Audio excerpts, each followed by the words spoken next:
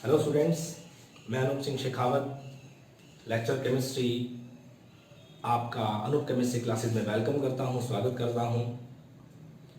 मैंने आप सबकी पढ़ाई के लिए Anoop chemistry classes YouTube channel start किया है, जिसमें आपको 11th और 12th क्लासेस के केमिस्ट्री के सभी चैप्टर्स सीक्वेंसेस से मिलेंगे। मैं आपको आज 12th क्लास का लेसन नंबर फर्स्ट जो है सॉलिड स्टेट वो स्टार्ट करने जा रहा हूँ। लेसन नंबर फर्स्ट नाम है इसका सॉलिड स्टेट, ठोस अवस्था।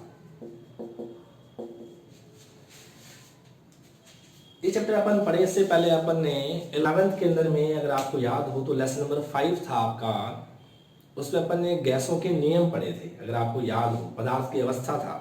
ठीक है, तो उसी का जो अगला पार्ट है वो ठोस अवस्था है।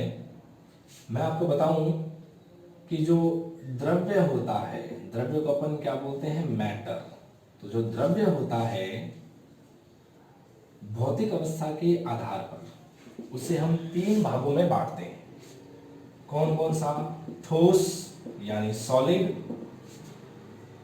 द्रव यानी लिक्विड, और गैस यानी गैस। तो ये हमने पढ़ा था 11th क्लास में। 11th क्लास में ये टॉपिक था।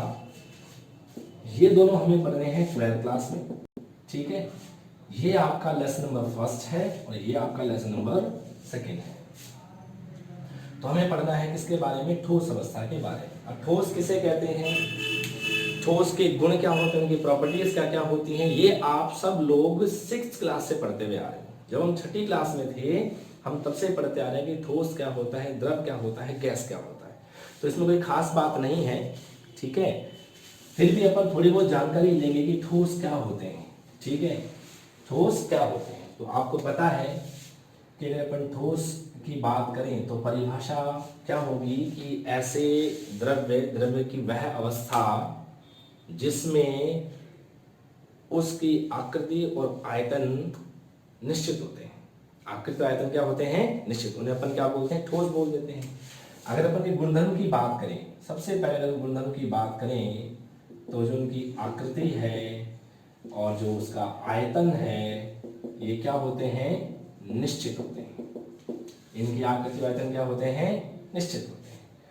अगली प्रॉपर्टी की अगर अपन बात करें तो इनमें अंतरा अणुक आकर्षण बल, अंतरा अणुक आकर्षण बल सर्वाधिक होता है, इनमें बहुत ज्यादा होते हैं। अंतराणुक आकर्षण बल को अपन इंटरमॉलिक्यूलर फोर्सेस भी बोलते हैं। इंटरमॉलिक्यूलर अट्रैक्शन फोर्स भी बोलते हैं। ठीक है, इसके अलावा और प्रॉपर्टीज क्या होगी? ये आपके दृढ़ होते हैं, कठोर होते हैं। ठीक है, इनका जो घनत्व है वो उच्च होता है, ये कम संपीड्य होते हैं। कम संपीड्य का मतलब क्या होता है? जिनको अपन ज्यादा दबा ना सके। ठीक है ना, जिसको अपन ज्यादा दबा नहीं सकते उसे अपन बोलते हैं कम संपीड्य। ठीक है, कंप्रेसिबिलिटी फैक्टर होते हैं। इसके अलावा क्या होंगे? इनकी विसरण की दर जो होती है वो बहुत कम होती है। विसरण की दर जो होती है वो बहुत ही कम, यानी इसको अपन ये बोल सकते हैं कि नगण्य होती है। विसरण दर सबसे कम किस में होती है? ठोस में। सबसे ज्यादा किस में होगी? गैस में। अगर आपने क्या नाम है ये महसूस भी किया होगा कि अगर कभी किसी घर के अंदर में सिलेंडर लीक हो जाता है तो लीक तो क्या नाम वो रसोई में होता है, लेकिन उसकी जो गंध है वो पूरे मकान में फैल जाती है, उसकी विसरण दर बहुत ज्यादा होती है। उससे कम जो विसरण होता है वो किसका होता है? द्रव का होता है, लिक्विड का होता है। आपने पानी से भरी हुई एक बाल्टी है, अगर आपने उसमें इंक की एक ड्रॉप भी डाल दी, अगर आपने केवल स्याही की एक बूंद भी डाल दी उसके अंदर में, तो आप देखेंगे कुछ टाइम के बाद में वो बाल्टी का पूरा पानी कैसा हो जाता है? नीला हो जाता है कि नहीं? तो उसका मतलब ये हुआ कि उसका विसरण तो है लेकिन भैया गैस से थोड़ा सा कम है। और ठोस की बात करेंगे तो इनमें तो विसरण सबसे कम होता है। कम होता है उसको अपन क्या कह सकते हैं? नगण्य भी कह सकते हैं। तो कुछ प्रॉपर्टीज हैं, इसके बारे में आपसे बोर्ड में कोई पूछता नहीं है, लेकिन अपने को इसकी जानकारी होनी चाहिए। ठीक है, अब हम इसके आगे का टॉपिक पढ़ना स्टार्ट करेंगे। ठीक है, तो हमने ठोस के बारे में जाना, तो अब जो ये ठोस होता है, ठीक है ना, इसे अपन आगे दो भागों में बांटते हैं, ठीक है। वो किसके बिहाफ पे अपन बांटेंगे? ठोस दो प्रकार के होते हैं, एक होता है क्रिस्टलीय ठोस, ठीक है ना, इसको अपन बोलते हैं क्रिस्टलाइन सॉलिड, और दूसरा होता है अक्रिस्टलीय ठोस। अक्रिस्टलीय ठोस इसे अपन बोलते हैं अमोर्फस।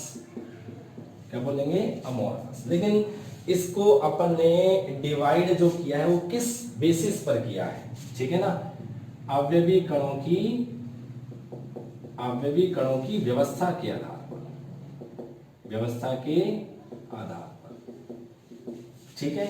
अवयवी कणों की व्यवस्था के आधार पर, यानी उनकी ज्यामिति के आधार पर, वे दो प्रकार के होते हैं, क्रिस्टलीय ठोस और अक्रिस्टलीय ठोस, ठीक है। तो हमें बेसिकली इन दोनों के डिफरेंसेस के बारे में, इन दोनों के अंदर अंतर के बारे में हमें पढ़ना है, ठीक है। तो सबसे पहले फर्स्ट ऑफ पॉइंट बात करेंगे क्रिस्टलीय ठोस की। पहला पॉइंट होता है ज्यामिति। क्या होता है? ज्यामिति, ज्योमेट्री। अपन बात करें तो इसकी कैसी होगी?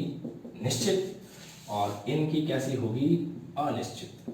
यानी ऐसे ठोस जिनकी कोई निश्चित ज्यामिति होती है उसे अपन बोलेंगे क्रिस्टलीय ठोस, और जिनकी ज्यामिति निश्चित नहीं होती उन्हें अपन क्या बोलेंगे? अक्रिस्टलीय ठोस, ठीक है। सेकंड पॉइंट बात करेंगे, ठीक है, कणों की आंतरिक व्यवस्था। कणों की आंतरिक व्यवस्था, कणों की आंतरिक व्यवस्था इसमें होती है निश्चित और उसमें होती है अनिश्चित, ठीक है। यानी अगर अपन कणों की, अगर अपन उसके अंदर में उनकी इंटरनल स्टडी करें अपन कणों की, ठीक है ना, तो भी हमें क्या दिखाई देगा कि जो उसकी ज्यामितियां होती हैं, जो व्यवस्था होती है वो निश्चित होती है और उसमें कोई व्यवस्था नहीं होती, इसलिए उसको अपन क्या बोल देते हैं? अनिश्चित बोल देते हैं, ठीक है। इसके बाद थर्ड पॉइंट की अगर अपन बात करें, ठीक है, थर्ड पॉइंट की अगर अपन बात करें तो गलनांक बात करते हैं, गलनांक, ठीक है। तो गलनांक इनका क्या होता है? निश्चित होता है एवं तीक्ष्ण होता है। गलनांक इनका क्या होता है? निश्चित और कैसा होता है? तीक्ष्ण होता है, ठीक है। और इनका निश्चित नहीं होता है, इनका निश्चित नहीं होता है। अब इसका मतलब क्या निकला? इसका बहुत सिंपल सा मतलब है, आपने बर्फ देखा है, बर्फ कैसा होता है? क्रिस्टलीय ठोस होता है। बर्फ की ज्यामिति निश्चित होती है। बर्फ की ज्यामिति कैसी होती है? चतुष्फलकी। कैसी होती है?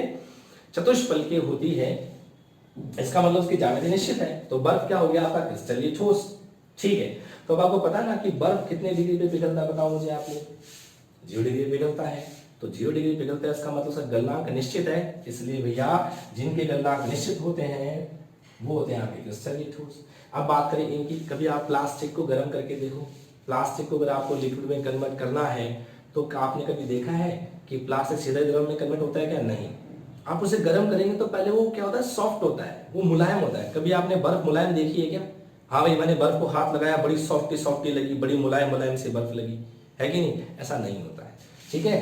तो अक्रिस्टलीय ठोस के अंदर में इनका गलनांक निश्चित नहीं होता है, क्योंकि जब हम उनसे गर्म करते हैं तो पहले वो नरम हो जाते हैं, उसके बाद वो पिघलना स्टार्ट होते हैं, ठीक है। लेकिन गलनांक निश्चित नहीं होता है। चौथा पॉइंट बात करेंगे गलन की एंथैल्पी। गलन की एंथैल्पी, एंथैल्पी का मतलब होता है ऊष्मा। एक तरीके से आपने समझिए एंथैल्पी क्या होती है? ऊष्मा होती है। तो गलन की एंथैल्पी, वापस यहाँ पे क्या आएगा? गलन की एंथैल्पी कैसी होती है? निश्चित। और यहां पर गलन की एंथैल्पी कैसी होगी? वापस से वही अनिश्चित, ठीक है। इसका मतलब ये है कि अगर हम कोई एक मोल अगर हम ठोस पानी में यानी कि बर्फ लेते हैं, कितना? 1 मोल, और हमें उसे पूरी तरह से किस में कन्वर्ट करना है? पानी में कन्वर्ट करना है, यानी द्रव में कन्वर्ट करना है। तो जितनी ऊष्मा की आवश्यकता होती है उसे अपन बोलेंगे गलन की एंथैल्पी। हमने 11वीं क्लास में पढ़ा है, अगर आप याद करें तो ये परिभाषा हमने पढ़ी थी किसमें? थर्मोडायनेमिक चैप्टर में। याद करिए, लेसन कौन सा था वो? ऊष्मा गतिकी। ऊष्मागतिकी के अंदर में हमने गलन की एंथैल्पी की परिभाषा पढ़ी थी कि अगर अपन एक मोल ठोस पदार्थ लें, एक मोल ठोस पदार्थ लें और उसे कंप्लीटली पूरी तरीके से हमें उसे किसमें बदलना है, द्रव में बदलना है, तो जितनी ऊष्मा की आवश्यकता होती है उसे अपन क्या बोलते हैं, गलन की एंथैल्पी। तो हम देखेंगे अगर आपने एक मोल बर्फ लिया है और उसे हमें पानी में बदलना है तो उसके लिए गलन की एंथैल्पी क्या होगी, निश्चित होगी। लेकिन ऐसा यहाँ नहीं होगा। अगर अपन प्लास्टिक को गर्म करते हैं तो भैया उसको गलाने के लिए, उसको लिक्विड में कन्वर्ट करने के लिए जो हमें ऊष्मा की आवश्यकता होती है वो निश्चित नहीं होती है। ठीक है, पांचवा बात करेंगे अपन। पांचवा होता है शीतलन वक्र। पांचवा पॉइंट होता है शीतलन वक्र। ठीक है, इनका होता है असतत, इनका होता है असतत, इसे अपन बोलते हैं डिसकंटिन्यूअस। और अगर अपन यहां बात करेंगे तो वो कैसा होता है, सतत होता है, इसे अपन बोलते हैं कंटिन्यूअस। अब ये बात थोड़ी सी समझने की है कि ये असतत क्या होता है और ये सतत क्या होता है। ठीक है, इसको अपन एग्जाम्पल से समझेंगे। चलिए, ठीक है, यहाँ पे अपन ग्राफ बनाएंगे, यहाँ पर भी ग्राफ बनाएंगे। ठीक है, ओके। तो यहाँ पर अपन एक पॉइंट लिया हमने। ठीक है, यहाँ पर हमारे पास क्या है, हमारे पास पानी है। मान लीजिए हमारे पास क्या है, पानी है।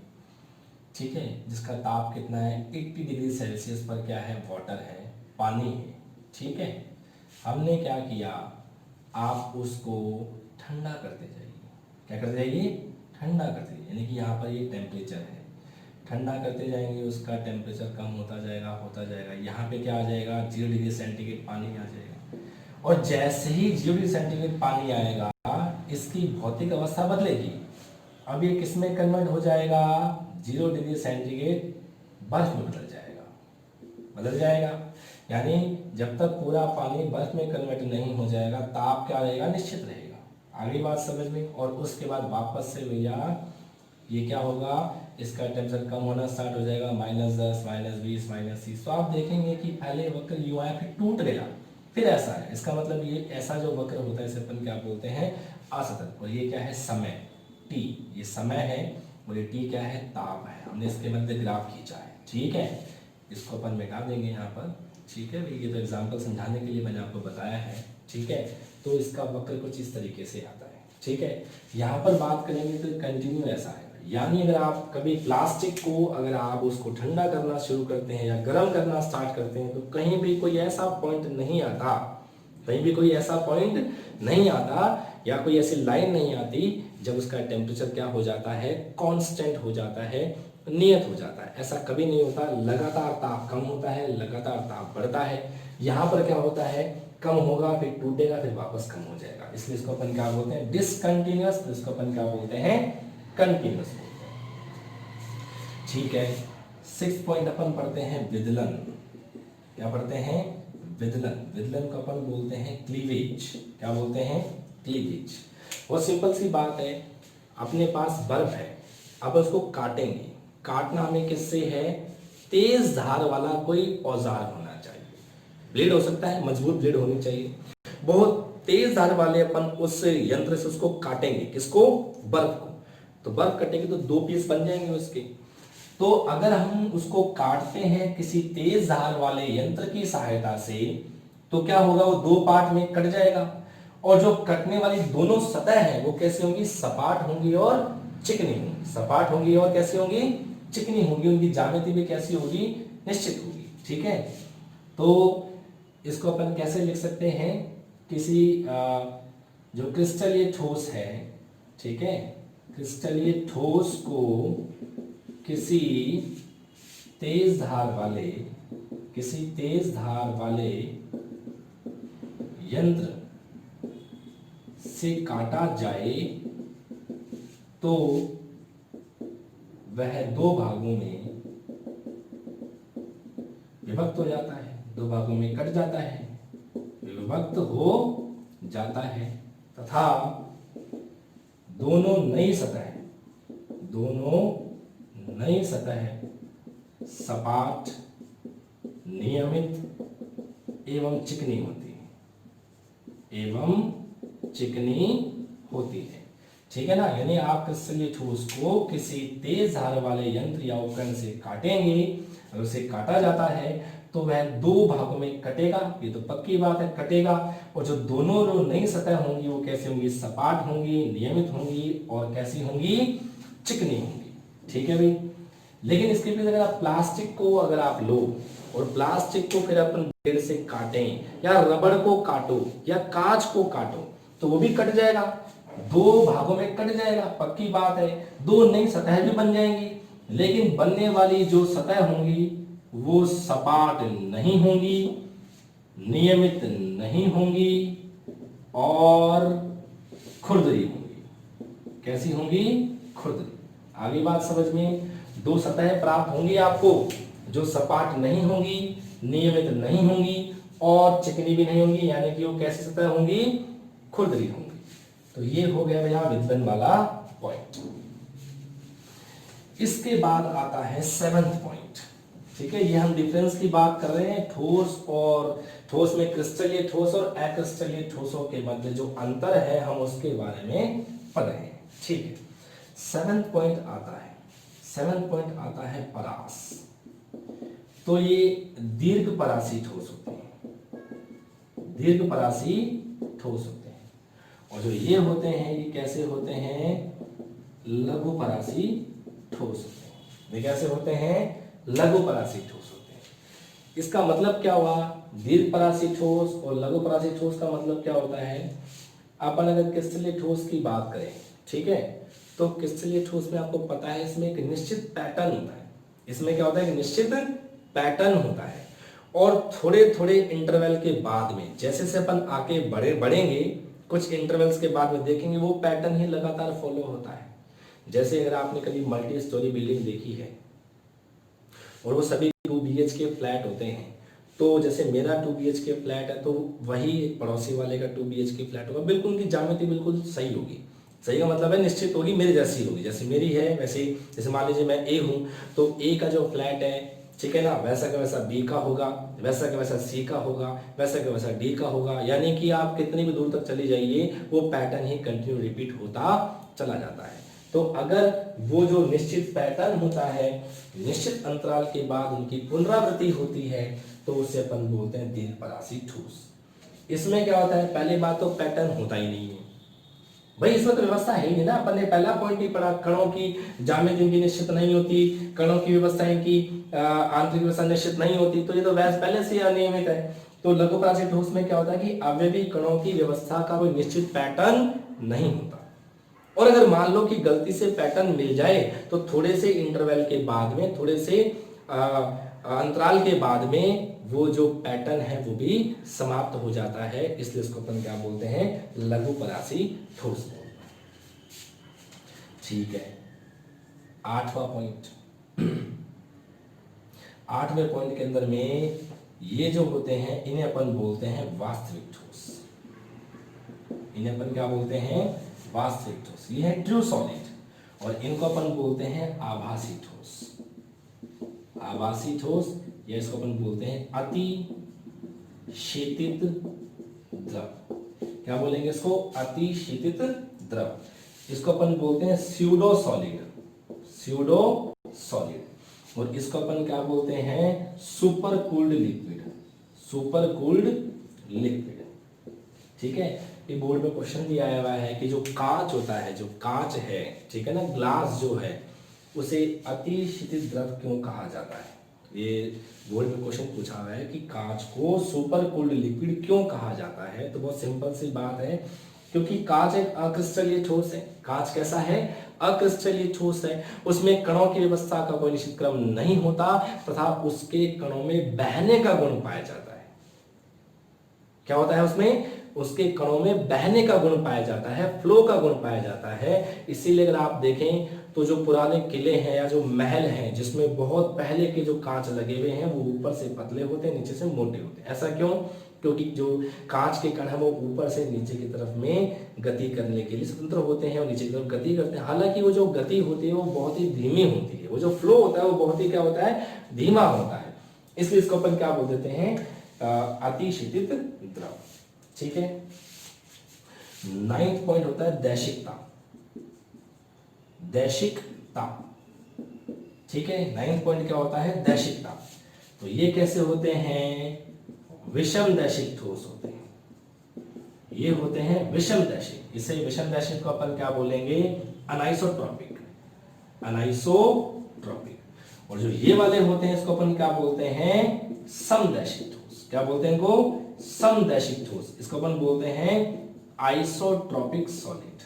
क्या बोलेंगे इसको, आइसोट्रॉपिक सॉलिड। इसमें एक एक्सेप्शन है, इसमें एक अपवाद है, वो है घनीय। क्या है, घनीय क्रिस्टल। घनीय क्रिस्टल बेसिकली समदैशिक होता है। क्या होता है, समदैशिक ठोस होता है, लेकिन वो है कैसा, क्रिस्टलीय ठोस। तो ये विषमदैशिक होते हैं, ये समदैशिक होते हैं। अब ये विषमदैशिक और समदैशिक क्या होते हैं ये अपन पढ़ेंगे भी, मैं इसके बारे में बताऊंगा आपको। लेकिन अब अपन पहले इसके एग्जांपल्स की बात कर लेते हैं। जो क्रिस्टलीय ठोस है इसके एग्जांपल्स क्या होते हैं, अपन मोस्टली जो भी पढ़ेंगे ना अपने कोर्स के अंदर वो सारे कैसे होंगे, क्रिस्टलीय ठोस होंगे। जैसे मैं बोलूं नमक है NaCl, तो कैसा है, क्रिस्टलीय ठोस है। आप पढ़ते हो डायमंड, हीरा जो है वो कैसा है, आपका क्रिस्टलीय ठोस है। आप ग्रेफाइट पढ़ते हो, कैसा है, क्रिस्टलीय ठोस है। आप क्वार्ट्ज पढ़ोगे, कैसा होगा, क्रिस्टलीय ठोस होगा। आपको तो याद करने की आवश्यकता है अक्रिस्टलीय ठोस। तो ये कुछ एक एग्जांपल्स हैं, आप ध्यान रखेंगे। इसके एग्जांपल्स कौन कौन से आते हैं, लकड़ी आपके आते हैं एग्जांपल, प्लास्टिक आता है, ठीक है, रबड़ आता है, ठीक है, इसके अलावा ग्लास आता है, ग्लास का मतलब है कांच, ठीक है ना। इसके अलावा रेशा कांच, रेशा कांच का मतलब होता है fibre glass, fibre glass. Polyurethane, polyurethane, ठीक है ना। और आपका जो सेलोफेन, सेलोफेन होती है अर्धपारगम्य झिल्ली। क्या होती है, अर्धपारगम्य झिल्ली। और अधिकांश बहुलक, बहुलक यानी पॉलीमर, ये अपन चैप्टर पढ़ेंगे। तो अधिकतर बहुलक कैसे होते हैं, अक्रिस्टलीय ठोस होते हैं। तो ये अपन उस चैप्टर में पढ़ लेंगे बहुलक कौन कौन से होते हैं। तो बात करेंगे विषमदैशिकता और समदैशिकता यानी अनाइसोट्रॉपी और आइसोट्रॉपी की, ठीक है। तो विषमदैशिक ठोस कौन होते हैं, देखेंगे आप।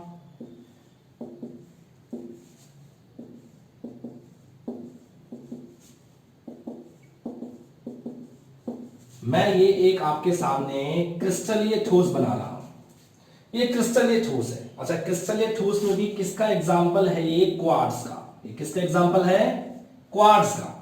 और इसमें हम इसका कौन सा गुण पढ़ रहे हैं, भौतिक गुण कौन सा पढ़ रहे हैं, अपवर्तनांक।